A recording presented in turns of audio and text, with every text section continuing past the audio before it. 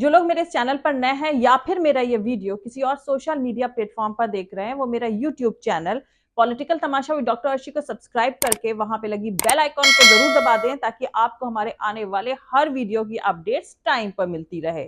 और दोस्तों, अगर आपको हमारे वीडियोस पसंद आते हैं, आपको हमारे वीडियोस इंफॉर्मेटिव लगते हैं, तो आप अपने इस चैनल को सपोर्ट कर सकते हैं इसके पेट्रॉन बन करके। और पेट्रॉन कैसे बनते हैं, इसका लिंक मैंने इसी वीडियो के डिस्क्रिप्शन में डाल दिया, जिस पर क्लिक करके आप डायरेक्टली पेट्रॉन बन सकते हैं अपने इस चैनल के। और एक और तरीके से आप अपने इस चैनल को सपोर्ट कर सकते हैं, वो है इसकी मेंबरशिप लेकर के। और मेंबर बनने का लिंक भी इसी वीडियो के डिस्क्रिप्शन में दिया गया है, जिस पर क्लिक करके आप डायरेक्टली अपने इस चैनल के मेंबर बन सकते हैं। तो चलिए आज के सियासी तमाशे के सफर को शुरू करते हैं।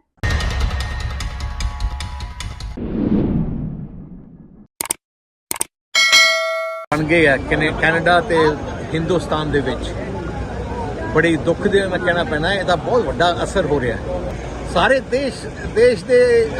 देश वास्ते अपने जान कुर्बान ਨੂੰ ਤਿਆਰ है। पंजाब ते पंजाबी ते खास करके सिख इतिहास देखो, सब तो वध कुर्बानियां देश की आज़ादी से सिखा ने दी हैं। आपने देखा होगा कि हमारे जो कनाडा में हाई कमिश्नर और कॉन्सुलेट्स हैं, उनको किस तरह के सिक्योरिटी थ्रेट्स वो फेस कर रहे हैं, उसको आप जानते हैं। इससे उनका जो सामान्य कामकाज होता है उसमें बाधा पड़ी है, उससे डिसरप्शन आई है। इसीलिए हमारी हाई कमीशन और कॉन्सुलेट्स अब टेम्पररीली वीज़ा एप्लीकेशंस नहीं प्रोवाइड कर पा रही हैं। हम इस सिचुएशन को रेगुलर बेसिस पे रिव्यू करते रहेंगे, इसकी समीक्षा होती रहेगी। पर अभी के लिए ये सिक्योरिटी सिचुएशन जो कनाडा में और कैनेडियन गवर्नमेंट की इनएक्शन से रहा है, उसके लिए हम इसको अस्थायी रूप में हम इसको वीज़ा आवेदन का जो प्रोसेस है उसमें बाधा पड़ रही है, और इसीलिए हमने उसको अभी उसको स्टॉप कर रखा है। या look, if there is any country, if you talking about reputational issues and reputational damage, if there is one any country that needs to look at this, I think it is Canada and its growing reputation as a place, as a safe haven for terrorists, for extremists and for organized crime, and I think that's a country that needs to worry about it.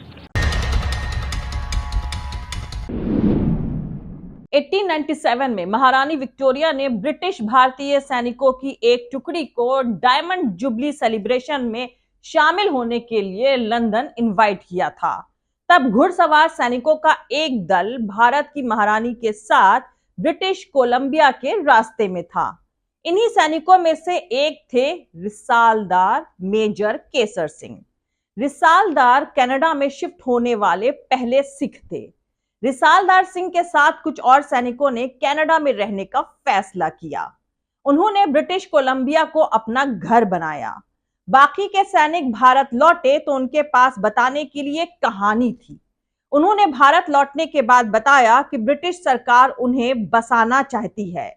कुल मिलाकर लोगों को यह बात पसंद आई और भारत में सिखों का कनाडा जाने का सिलसिला यहीं से शुरू हुआ था।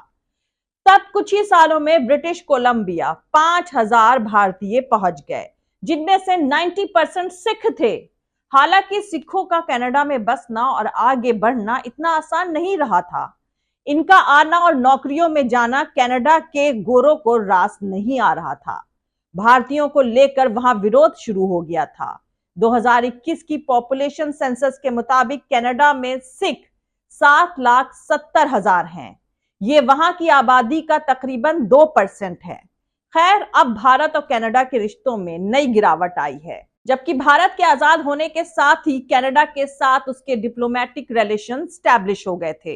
दोस्तों, कनाडा में खालिस्तान सपोर्टर नेता हरदीप सिंह निज्जर की 18 जून को हत्या कर दी गई थी। यह हत्या ब्रिटिश कोलंबिया के शहर सरे में हुई थी। 18 जून की शाम कनाडा की पुलिस को उनकी डेड बॉडी मिली थी, जिन पर कई गोलियों के निशान थे। वहां की लोकल पुलिस ने तब बताया था कि उनकी हत्या नकाब पहने 2 लोगों ने करी है। उनकी उम्र 45 साल थी। वो सरे में गुरु नानक सिख गुरुद्वारे के प्रेसिडेंट थे और खालिस्तान बनाने के लिए पब्लिकली कैंपेन चला रहे थे। 1997 में वो पंजाब से कनाडा चले गए थे। पहले तो वहां उन्होंने प्लम्बर के तौर पर काम किया और बाद में ब्रिटिश कोलंबिया में वो सिख नेता बन गए थे। भारत ने 2020 में उन्हें खालिस्तान टाइगर फोर्स से रिश्ता रखने के इल्जाम में आतंकवादी डिक्लेयर कर दिया था। ये ऐसा ग्रुप है जो खालिस्तान देश की मांग कराने के लिए कैंपेन चला रहा है। खैर, G20 सम्मेलन खत्म होने के 2 दिन बाद तक भारत में रहे कनाडा के प्राइम मिनिस्टर जस्टिन ट्रूडो ने कनाडा लौटते ही संसद में सिख नेता हरदीप सिंह निज्जर की हत्या में मोदी सरकार का हाथ होने का इल्जाम लगाया है। इसके बाद कनाडा की फॉरेन मिनिस्टर मेलेनी जोली ने टॉप इंडियन डिप्लोमेट पवन कुमार रॉय को निकालने का ऐलान कर दिया। जवाब में भारत ने भी कनाडा के एक टॉप डिप्लोमेट को निकाल दिया। कुल मिलाकर अब दोनों मुल्कों के बीच रिश्तों का फ्यूचर एक मुश्किल दौर से गुजरने वाला है। अगले साल भारत में आम चुनाव हैं और 2025 में कनाडा में भी चुनाव होंगे। यही वजह है कि कुछ जानकारों को लगता है कि भारत कनाडा के बीच रिश्तों को बेहतर करने की राह अब मुश्किल होती जाएगी। दोस्तों, आप लोग को बता दूं कि भारत में सिख अलगाववादियों की तरफ से अलग मुल्क की मांग के आंदोलन ने 80 के दशक में जोर पकड़ना शुरू किया था। 1984 में सिख अलगाववादियों ने भारत की तब की प्रधानमंत्री इंदिरा गांधी की हत्या कर दी थी। इसके बाद सिख अलगाववादियों के खिलाफ भारत की सख्ती काफी बढ़ गई थी। 1984 में इंदिरा गांधी ने अमृतसर के गोल्डन टेम्पल में सैनिकों को भेजा था। ये स्वर्ण मंदिर सिखों के लिए होली प्लेस है। गोल्डन टेम्पल में हथियारबंद सिख एक्सट्रीमिस्ट जमा थे। ऑपरेशन ब्लू स्टार के नाम से जाने जाने वाले इस पूरे ऑपरेशन में भारतीय सेना के 83 सैनिक मारे गए और 248 दूसरे सैनिक जख्मी हो गए थे। इसके अलावा 492 लोगों की मौत भी हुई थी और 1592 लोगों को हिरासत में ले लिया गया था।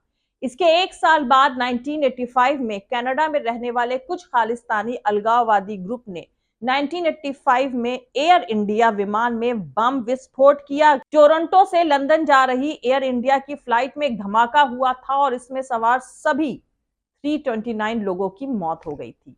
ये कनाडा में सबसे खतरनाक और जानलेवा आतंकवादी हमले के तौर पर देखा जाता है। लंबी जांच के बाद 2005 में ब्रिटिश कोलंबिया के 2 सिख अलगाववादियों को रिहा कर दिया गया था। इस मामले के कई गवाहों की मौत हो गई या उनकी हत्या कर दी गई थी या उन्हें गवाही देने से डरा दिया गया था। अब इस साल खालिस्तानी अलगाववादियों को लेकर भारत और कनाडा के रिश्ते हाल में तब और खराब हो गए जब कुछ महीनों पहले ब्रैम्पटन में एक परेड में एक झांकी दिखाई गई जिसमें former Indian prime minister Indira Gandhi को खून से सनी साड़ी में दिखाया गया। पगड़ी पहने कुछ लोग उन पर बंदूक ताने हुए थे इस झांकी में और झांकी में एक तख्ती पर लिखा हुआ था श्री दरबार साहिब पर हमले का बदला। पिछले कुछ महीनों के दौरान कनाडा और लंदन में भारत विरोधी प्रोटेस्ट देखने को भी मिले हैं। कनाडा में भारतीय डिप्लोमेट्स के पोस्टर्स लगाकर उन्हें निशाना बनाने की अपील करी गई है। तब भारत ने कनाडा से इस तरह की वारदात को रोकने की मांग करी। उसने कनाडा सरकार के सामने इस तरह की वारदातों पर ऑब्जेक्शन जताया था।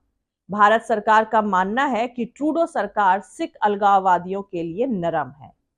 वैसे तो दोस्तों, भारत की आजादी के साथ ही कनाडा ने इसे एशिया में पावर बैलेंस के लिहाज से एक अहम खिलाड़ी मानना शुरू कर दिया था। कोल्ड वॉर के दौरान भारत कनाडा की फाइनेंशियल मदद पाने वाले सबसे बड़े देशों में शामिल था। कनाडा ने कोलंबो प्लान के तहत भारत के सिविल न्यूक्लियर प्रोग्राम को ग्रांट दिया था। हालांकि नेटो के फाउंडर मेंबर्स में शामिल रहे कनाडा और भारत के बीच बैलेंस बनाने में थोड़ी दिक्कतें जरूर आई थी क्योंकि भारत नॉन अलाइंड आंदोलन का अगुवा था। दोनों मुल्कों के रिश्तों में तनाव तब भी दिखा था जब कनाडा ने 1948 में कश्मीर में ओपिनियन पोल यानी जनमत सर्वेक्षण की मांग का सपोर्ट किया था। फिर 1974 में जब भारत ने न्यूक्लियर टेस्ट किया तो कनाडा ने बेहद नाराजगी दिखाई। उसके बाद भारत की तरफ से 1998 में करे गए न्यूक्लियर टेस्ट के दौरान भी दोनों मुल्कों के रिश्तों में तनाव दिखा था।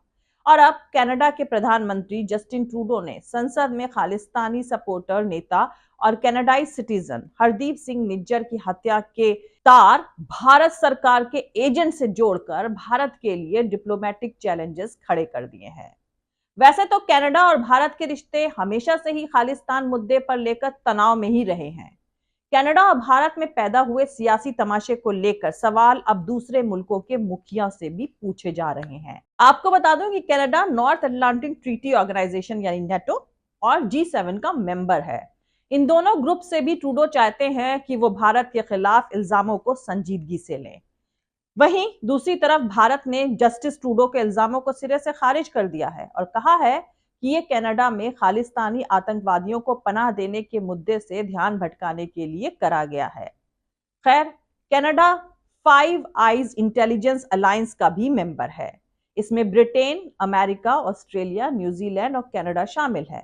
कनाडा के साथ इन चारों मुल्कों ने कहा है कि भारत पर लगे इल्जाम बहुत ही संजीदा हैं। अमेरिका ने कहा है कि जस्टिन ट्रूडो ने भारत के इन्वॉल्वमेंट को लेकर जो दावा किया है वो काफी फिक्र बढ़ाने वाली बात है। अमेरिकी प्रेसिडेंट ऑफिस और व्हाइट हाउस के नेशनल सिक्योरिटी काउंसिल के स्पोक्स पर्सन एल्डिन वॉटसन ने कहा है कि कनाडा के प्रधानमंत्री ने जो इल्जाम भारत सरकार पर लगाए हैं वो काफी संजीदा हैं। हम अपने कनाडाई पार्टनर्स से लगातार कांटेक्ट में रहते हैं। ये कनाडा की जांच के लिए काफी अहम है और जो भी गुनाहगार है उसे इंसाफ के दायरे में लाना बेहद अहम है।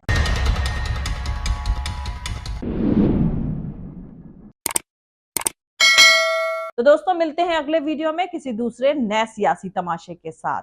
जय हिंद, सत्यमेव जयते, अल्लाह हाफिज। दोस्तों, हमारा पूरा वीडियो और दूसरे और वीडियोस देखने के लिए हमारा YouTube channel political Tamasha with doctor Arshi को सब्सक्राइब करके वहां पे लगी बेल आइकॉन को जरूर दबा दें ताकि आपको हमारे आने वाले हर वीडियो की अपडेट्स टाइम पर मिलती रहे। और दोस्तों, अगर आपको हमारे वीडियोस इंफॉर्मेटिव लगते हैं, अगर आपको हमारा काम पसंद आता है तो आप अपने इस चैनल को सपोर्ट कर सकते हैं इसके पैट्रॉन बन करके, और पैट्रॉन का लिंक इसी वीडियो के डिस्क्रिप्शन में डाल दिया है।